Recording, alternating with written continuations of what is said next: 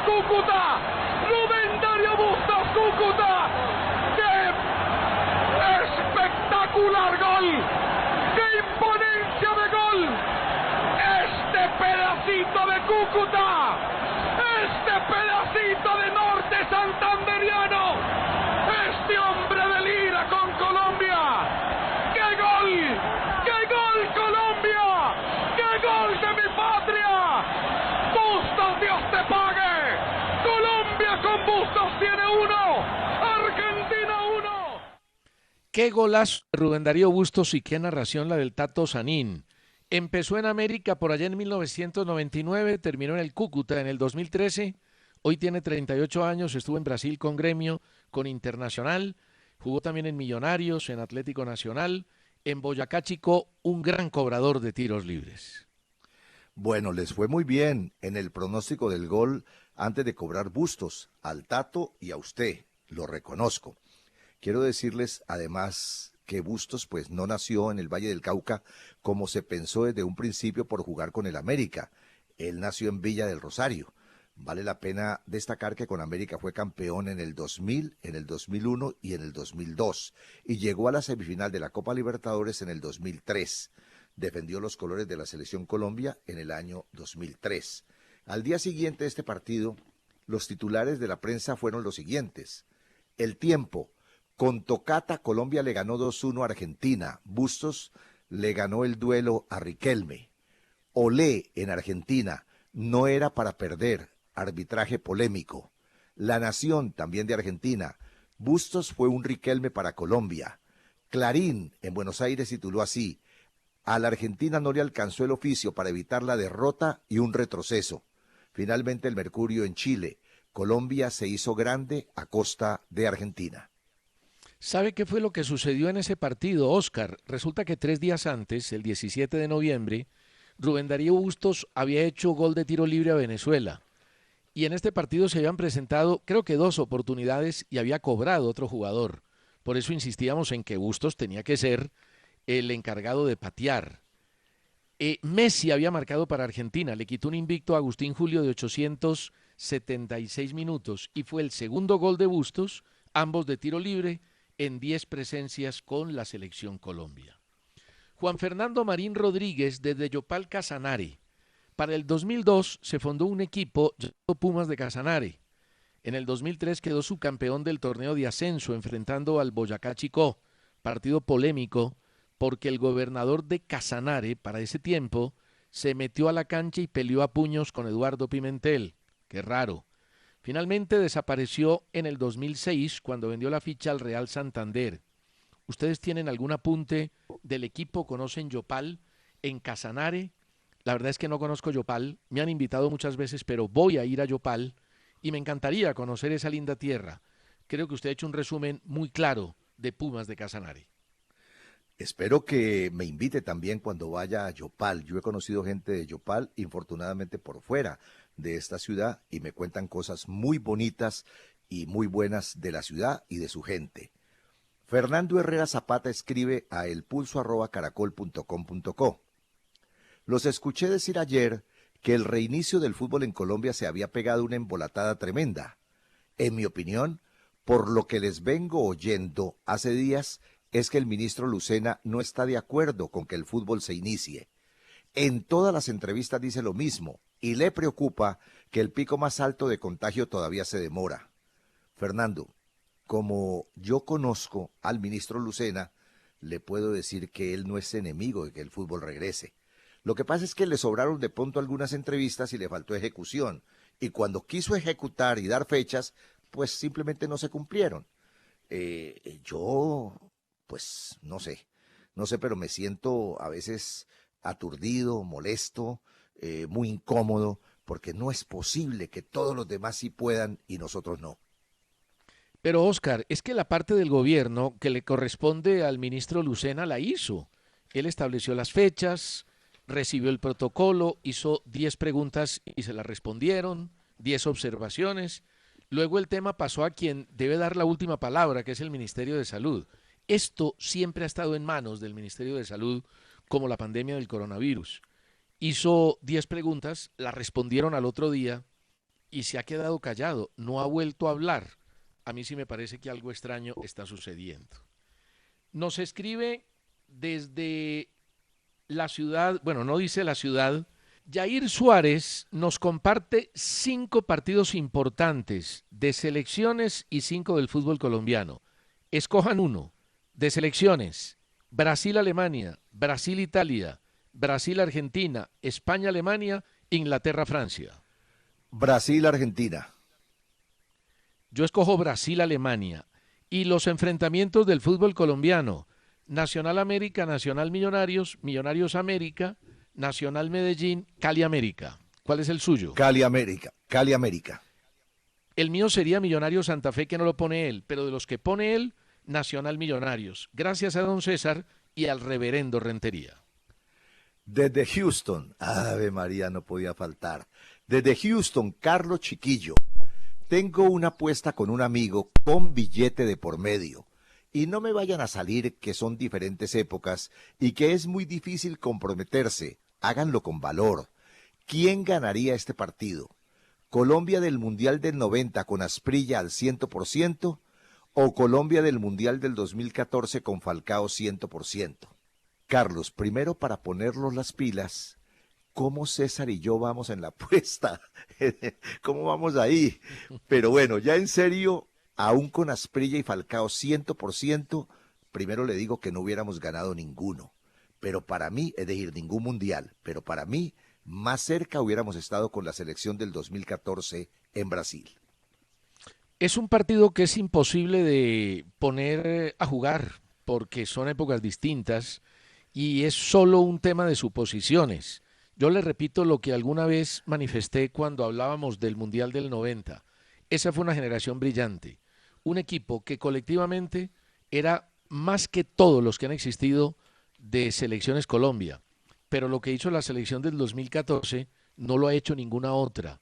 Llegó quinta en un campeonato mundial de suma exigencia. Yo creo que esa hoy tendría una mejor figuración. Henry Alfonso Hernández Rincón dice, una inquietud, tenía 10, 11 años, años 71, 72, y recuerdo una propaganda de Caracol que decía, Tosa Veselinovic, entrenador del equipo nacional de fútbol, dice, colabore con el envío del equipo nacional de fútbol a Múnich y gánese 2 automóviles. Inquietud, ¿recuerdan esa cuña? ¿Por qué se recurría a eso? ¿Era tan pobre la federación? En esa época nadie tenía plata. En los 70 el fútbol era bastante pobre, pero no recuerdo realmente la cuña. Yo no recuerdo tampoco la cuña, pero sí recuerdo que no solamente pasaba esto en el fútbol. Muchas ligas, muchas federaciones tenían que sacar el mate o la totuma, como dicen otros, a la calle para de limosna enviar sus deportistas a competir en el exterior. Daniel Torres nos envía su Colombia mundialista con Ospina, Armero, Yepes, Mina, Zúñiga, Rincón, Leonel, James, El Pibe y el Tren Valencia. Diego Hernández nos pide información sobre el Cali del 99. Le contesto que jugó la final con Palmeiras en la Libertadores. El Cali ganó en el Pascual 1-0, en Brasil perdió 2-1 y por tiros desde el punto penal 4-3. En la semifinal había eliminado a Cerro Porteño. Y para Giovanni Castiblanco, Marlos Moreno tiene que estar muy bajo de nivel para ser suplente en un equipo tan flojo como el Portimonense. Marlos empezó bien y se apagó, le cuento yo a usted, Giovanni. Ha jugado en equipos poderosos como Nacional, La Coruña, Girona, Flamengo y Santos Laguna en México, pero hoy día está en la pitadora. Sí, señor. Una pausita y seguimos en el pulso. Humberto Luligo Aparicio. He escuchado con mucha vehemencia a don Oscar Rentería pidiéndole a los jugadores de fútbol que deben rebajarse los sueldos y que tengan consideración con los directivos, ya que no está entrando dinero y están en una difícil situación económica. También escuché que le pedía a Carlos Queiroz que se rebajara el sueldo. Señor Rentería, ¿no cree usted que está interesado más en cosas que a usted no le competen? ¿Se ha preocupado por los periodistas de Cali que no tienen con qué pagar los servicios públicos por la difícil situación? Humberto Luligo Aparicio. Primero, Humberto, le quiero decir que eso pasó hace mucho rato, pero mucho rato, y tuvo suficiente ilustración. Segundo, es que me parece a mí que los jugadores nuestros, pero no los que ganan poquito y no los que ganan mucho dinero, tienen que colaborar, y lo dije en aquella oportunidad, como lo han hecho los futbolistas de todo el mundo, los que ganan mucho dinero, que colaboren, como lo hemos hecho todos los que estamos hablando en este programa lo hemos hecho, todos hemos tenido que colaborar, ni más faltaba que no, ¿por qué no hacerlo entonces los jugadores? Y con relación a los periodistas de Cali, me duele, ¿sabe? Me duele y me duele muchísimo, y tuve oportunidad de conversarlo con el presidente de la COR, le dije exactamente lo mismo que usted, Le estoy ayudando a muchos para que usted se dé cuenta, pero como yo no tengo necesidad de publicar eso, pues simplemente se lo cuento para responder su correo. Héctor Pineda escribe a elpulso@caracol.com.co. Ayer miércoles 3 de junio se cumplieron 128 años de la fundación del Liverpool y con ocasión de esta celebración para ustedes, ¿quién ha sido el entrenador y el jugador más influyente de su historia? Para mí, dice Héctor Pineda, sin desconocer el trabajo del actual entrenador Klopp y de un excelente jugador como Mané, la dupla es Bob Paisley y Steven Gerrard. ¿Qué opinan ustedes? Pues Héctor, respetando a Klopp, como usted dice, le voy a enviar esta respuesta a la que me sumo. Bob Paisley fue técnico del 74 al 83, ganó 20 trofeos en 9 temporadas. Y Gerrard estuvo del 98 al 2015, ídolo en Anfield, ganó 11 títulos con el Liverpool. Esa pareja para mí es la ganadora. Sí, yo no tuve tanto acercamiento al Liverpool en esa época, por eso me quedo con Klopp, pero uno no puede desconocer la historia de esos grandes protagonistas del Liverpool. Nora Gómez J, desde Albán, Cundinamarca. Escucho a mi padre hablar de dos jugadores holandeses de gran condición goleadora, Van Nistelrooy y Van Basten. ¿Ustedes me podrían decir cuál fue mejor para la selección holandesa de fútbol de ese país? Entiendo que uno de los compañeros de ustedes, de Caracol, tiene un perro que se llama Van Nistelrooy. Don Diego Rueda, efectivamente.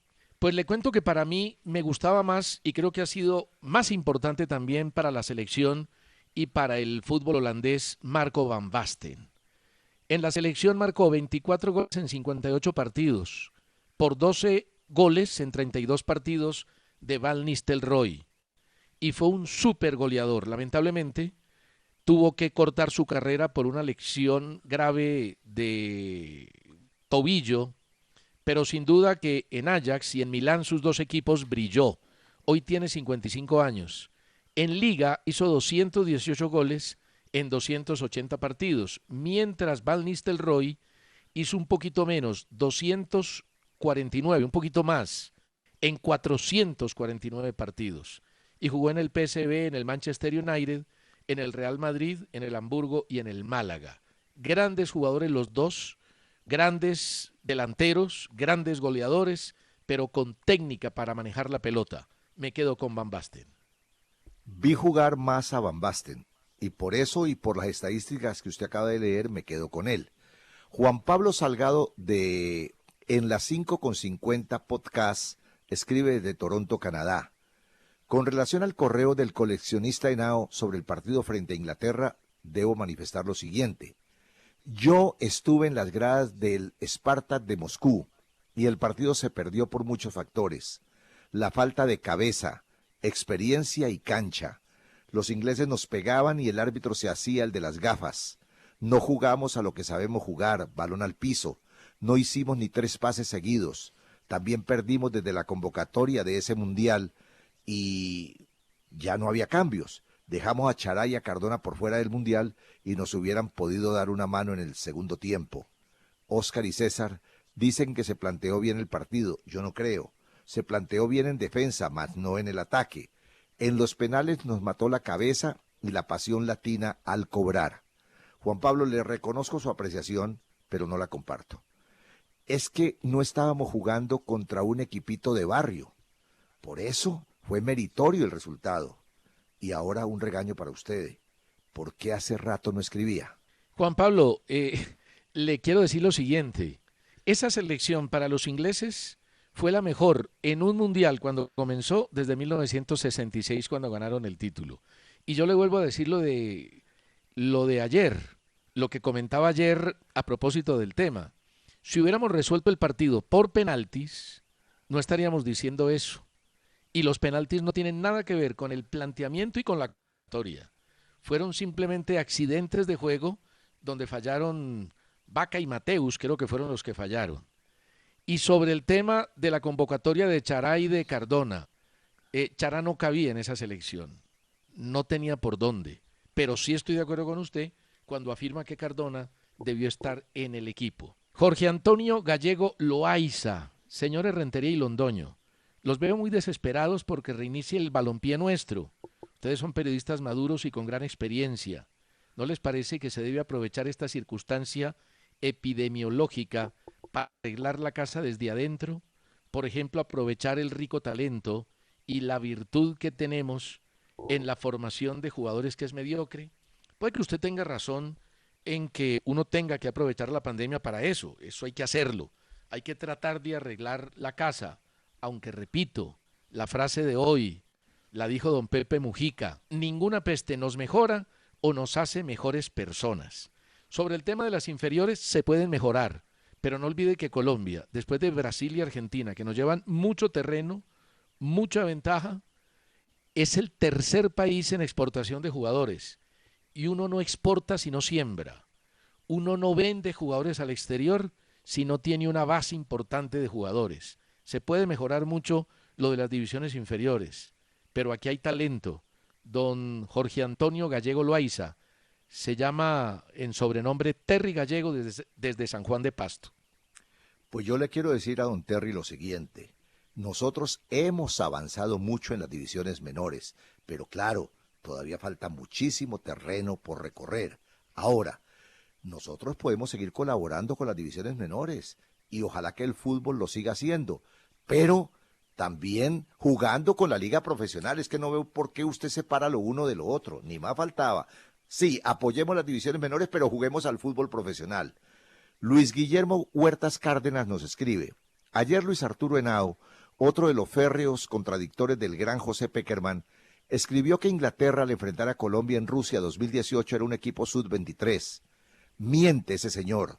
A continuación relaciono las edades de los jugadores hasta el 3 de julio del 2018, día en el que se jugó el partido. Yo quiero destacar lo siguiente. Él, Luis Guillermo Huertas Cárdenas, detalla las edades de jugador por jugador, que por ser tan largo, pues yo prefiero seguir con su correo y resumir.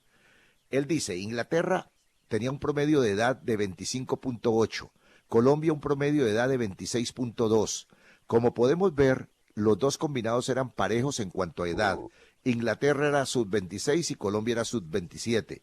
Increíble que todo un estadígrafo no haya sido capaz de hacer esa simple suma. ¿Hasta cuándo tanta mala fe con Pekerman?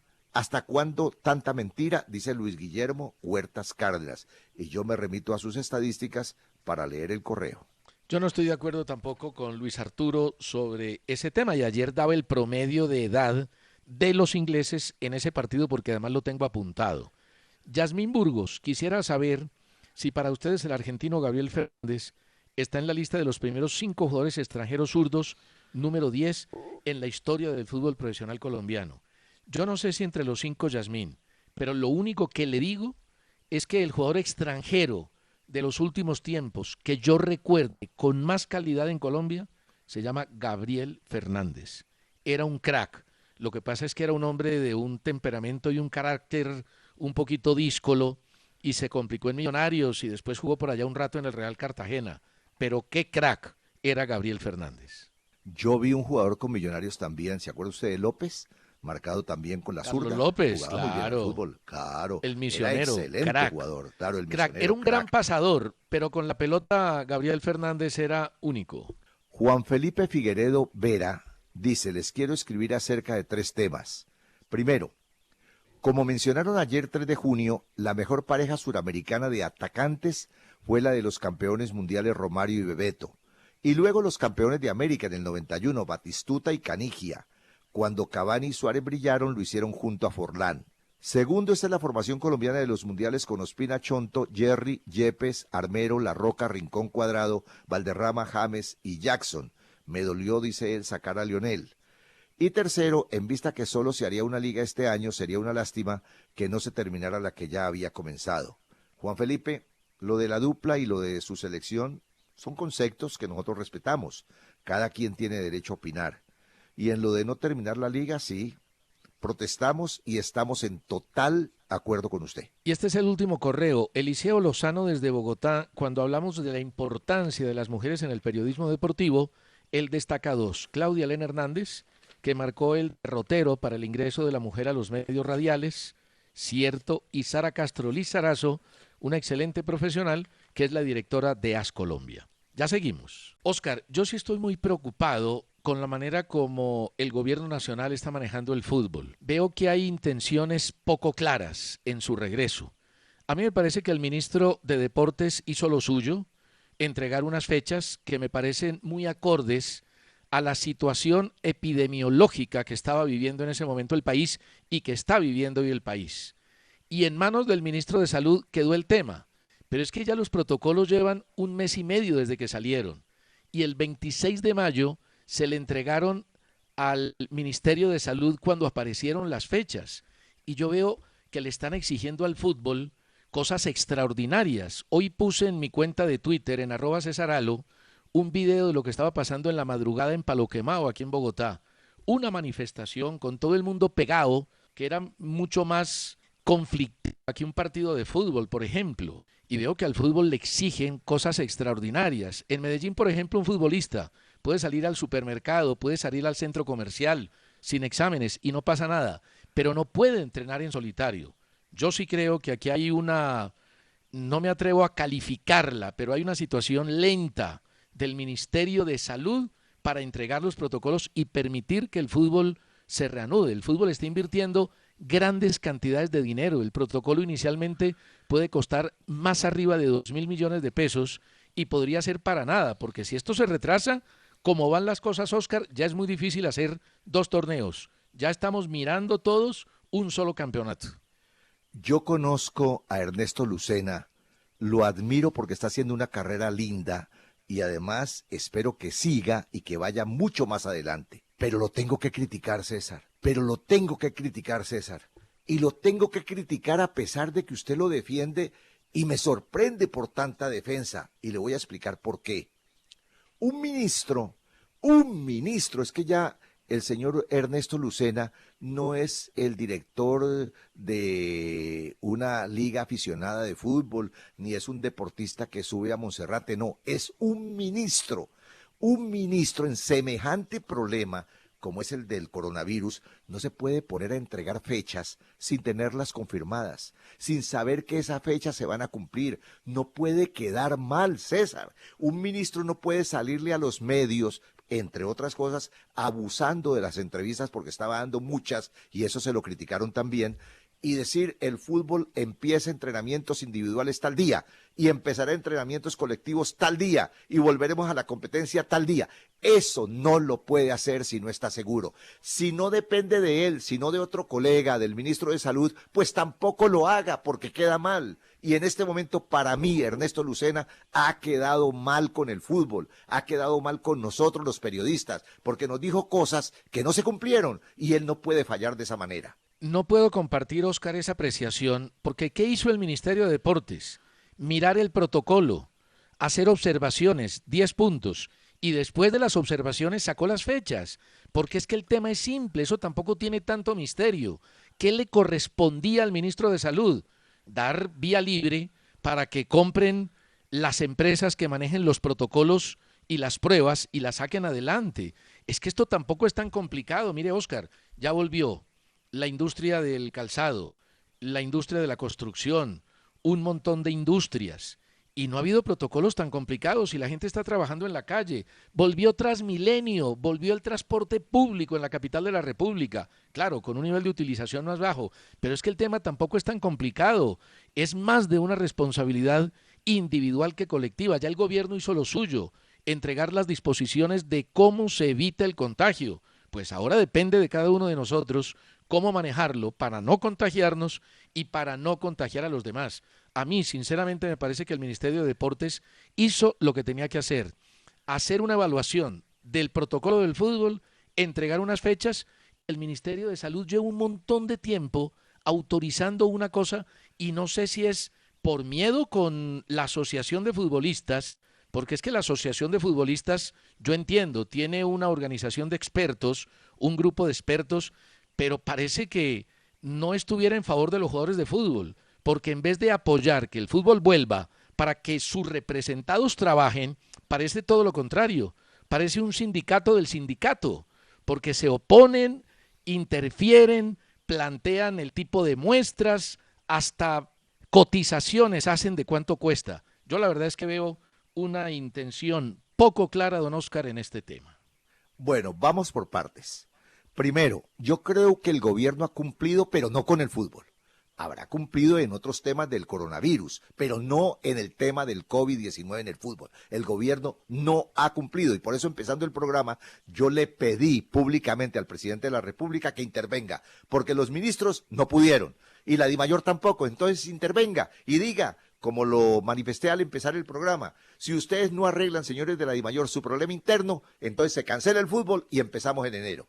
Volveremos a estudiar la cosa en enero. Ahora, ¿cómo se le ocurre, César, al ministro Lucena, al ministro del Deporte, decir que si llegaba a aparecer un contagiado en un equipo de fútbol cuando se reiniciaran los entrenamientos individuales o colectivos, inmediatamente todo el plantel se iba al aislamiento? Eso no lo puede decir, por favor, porque el gobierno no lo está haciendo en la construcción, no lo está haciendo en todas las cosas que abrió ya para que el país marche con normalidad, no lo está haciendo. Entonces, ¿por qué lo tiene que hacer el fútbol, ministro? Ahora, no me pida hablar del ministro de la Salud.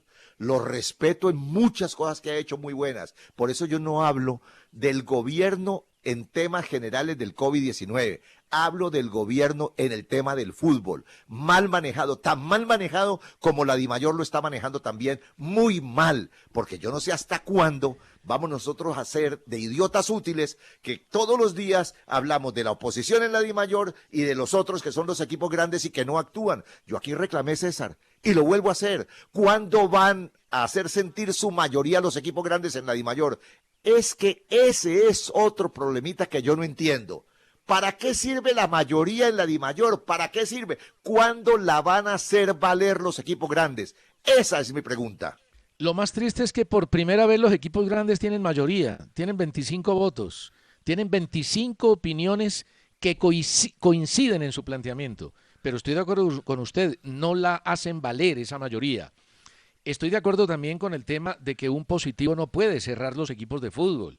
Positivos hay en todas partes, en el gobierno, en el sector cercano al presidente Iván Duque, hubo 13 positivos y no cerraron el gobierno. Las cosas tienen que seguir andando y tienen que reabrirse poco a poco, porque de lo contrario el asunto se complica.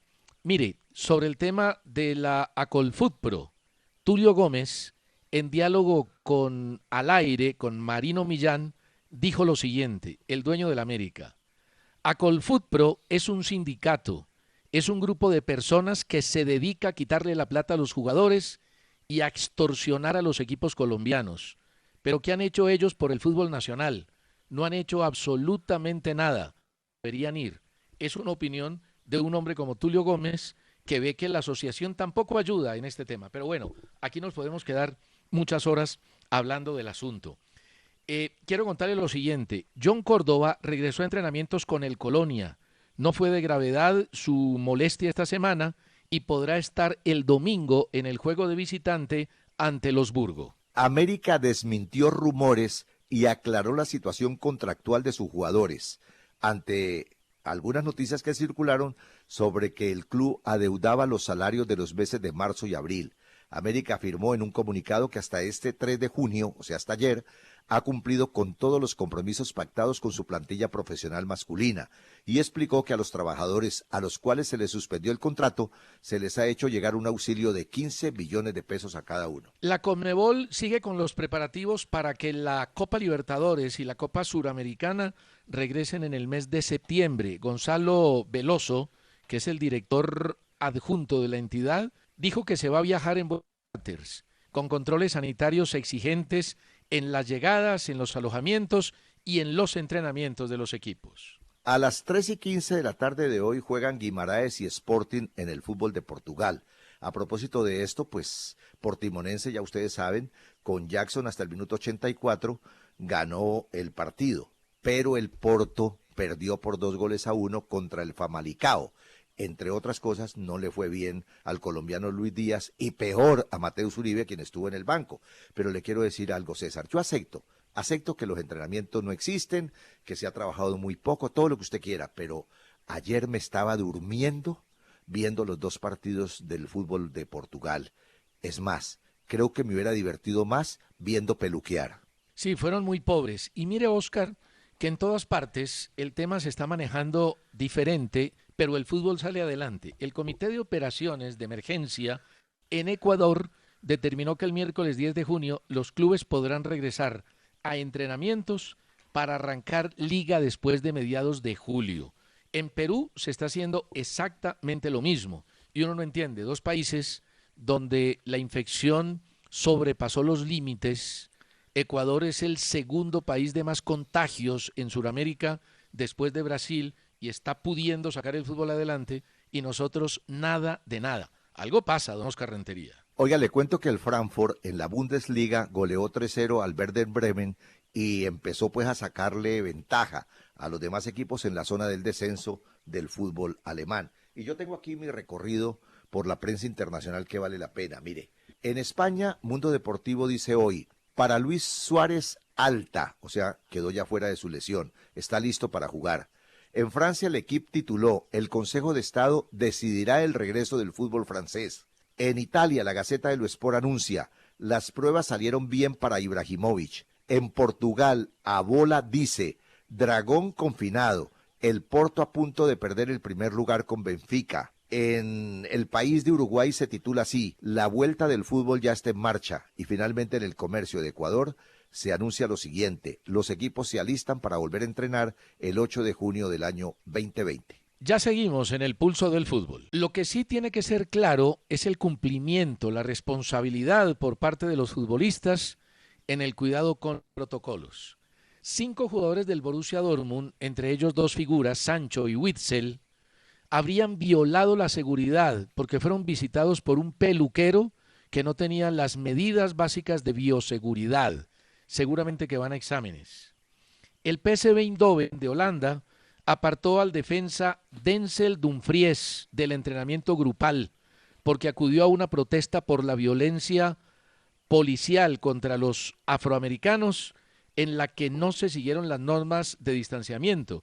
En cualquier protesta no se siguen las normas, como en Estados Unidos, donde ni siquiera el toque de queda respetan. Y hay ligas como la belga que van a someter a todos los profesionales de la primera y de la segunda división a pruebas diagnósticas de coronavirus antes del 1 de julio para comenzar. Y hay un detalle.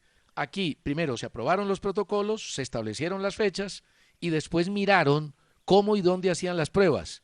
Y hay ligas en Europa donde las pruebas las hacen los equipos y no están aprobadas directamente por las autoridades de salud. Usted hablaba de Holanda y hay algo que me sorprendió, porque no sé si este país lo puede hacer por encima de la FIFA. Resulta que para que no haya fuga de talentos, está resolviéndose en Holanda que los niños de 15 años tengan que firmar contrato de trabajo en los equipos de fútbol, o no de trabajo, sino de vinculación a los equipos de fútbol. Y esto pues lo ha prohibido siempre la FIFA. Y le voy a contar algo, que por violar el fair play financiero le acaban de meter 2 años de sanción al Trabzonspor en Turquía, el equipo donde jugaron Teófilo Gutiérrez en el año 2010 y más recientemente Hugo Rodallega. Otro que aceptó y creo que lo hizo bien, fraude fiscal, fue Diego Costa del Atlético de Madrid. Reconoció que defraudó a Hacienda en España en más de 1 millón de euros y el pagar una multa de 543.000 euros lo salva de la cárcel. 36.000 euros son para que no vaya a cárcel y lo otro por el fraude fiscal. Le voy a proponer algo que puede resultar interesante si el fútbol, para continuar en Colombia, se programa con 4 zonas distribuidas con 5 equipos cada una. A ver cuál equipo saldría favorecido y cuál no. Por ejemplo, en el grupo A estarían Nacional, si se juega así, ¿no? Nacional, Medellín, Once Caldas, Envigado, Río Negro, Águila. Me parece a mí que el más perjudicado ahí sería Once Caldas, que tendría que jugar en territorio antioqueño contra 4 equipos antioqueños, 4 equipos de esa localidad. En el grupo B están Santa Fe, Millonarios, La Equidad, Boyacá, Chico y Patriotas. Ahí sí es más o menos parejo. Parejo pues para Millonario y Santa Fe. En el grupo C, América de Cali, Pasto, Tolima, Deportivo Pasto y Deportivo Pereira. Pienso yo que ahí sacarían alguna ventaja el América y el Deportivo Cali, que no tendrían que viajar y estarían en sus sedes. Y en el grupo D, Junior, Bucaramanga, Cúcuta Deportivo, Jaguares y Alianza Petrolera, la ventaja sería para el Junior. ¿Usted qué opina? Sí, estoy de acuerdo. En ese grupo Alianza Petrolera sería el más perjudicado. En el grupo de Cali, el Tolima, que tiene que pasar la línea para llegar a Cali y en el grupo de Medellín, por supuesto, el Once Caldas. A mí me preocupan un poco es las sedes. Barranquilla, el Atlántico es el segundo departamento de más contagios en Colombia, después de Bogotá, que es el primero. Claro que la extensión de Bogotá es muy grande, pero es que la situación en Bogotá en el sur está complicada. Kennedy está cerrado, está en cuarentena porque los casos se dispararon. Y hay un estadio de Bogotá, Techo, que queda en esa zona de la ciudad. Y hay otro tema preocupante y es la manera como se han devaluado los futbolistas del mundo por el coronavirus, entre ellos los colombianos, que según Transfer Market han perdido el 20% de su valor. James Rodríguez pasa de 40 millones de euros a costar 32 millones de euros. Súmele a eso las lesiones y la falta de continuidad en el Real Madrid. Duván Zapata, que alcanzaba una cotización de 45 millones, hoy está en 36 millones de euros. Y Davinson Sánchez, que era el más costoso de todos, 60 millones, hoy valdría 48 millones. El tema los toca a todos. Fíjese que ya el Paris Saint-Germain, que pagó 222 millones por Neymar hace 2 años, lo está vendiendo en 175 millones de euros. En España se recuperó Luis Suárez, pero tiene problemas Messi. Ayer dijimos aquí en El Pulso que no había entrenado con el grupo. Ahora parece que podría sufrir una mini ruptura, lo que lo dejaría con espera para recuperarse ante el partido frente a Mallorca. Y mire usted que la esposa de Edwin Cardona finalmente no declarará contra Villa.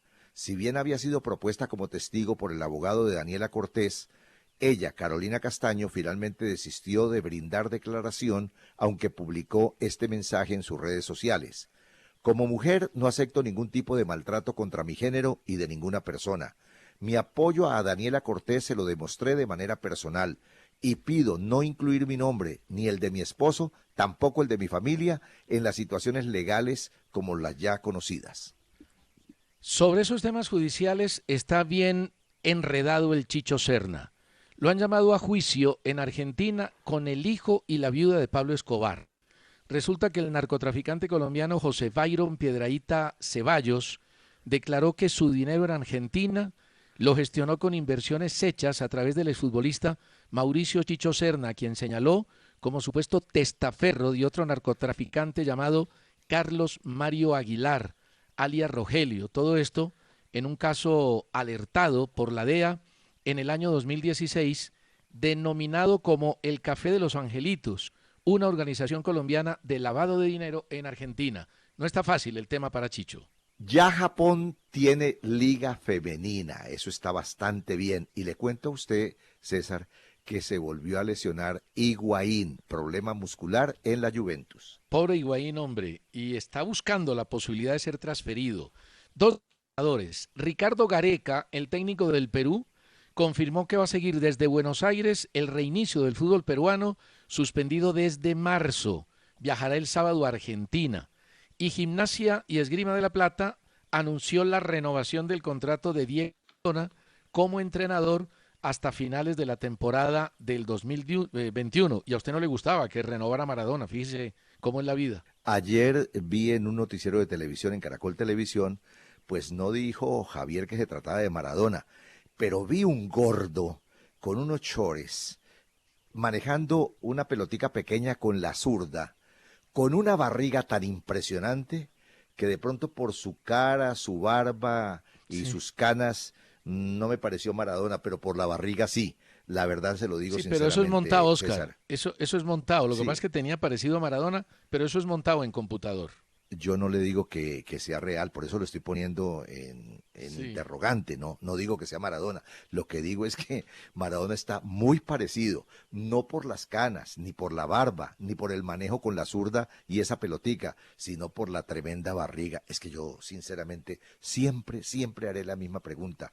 No puede ni hablar, no puede ni caminar. ¿Cómo lo contratan para director técnico?